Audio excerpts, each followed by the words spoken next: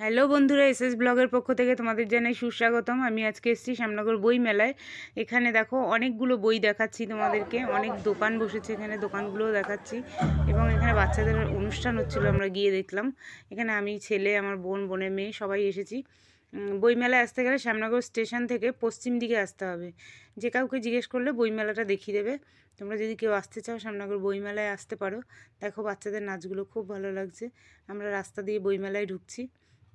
দোকানগুলো দেখো, আমি নিজেকেও একটু দেখাচ্ছি তোমাদেরকে।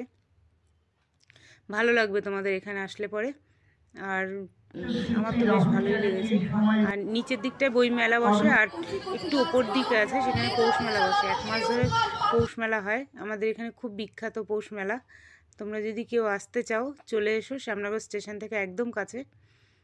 দেখো এখানে মেলায় কত ফুলও বসেছে, কাগজের ফুল এগুলো। আজকে আমার ব্লগটা এই অবধি। ভালো লাগলে লাইক শেয়ার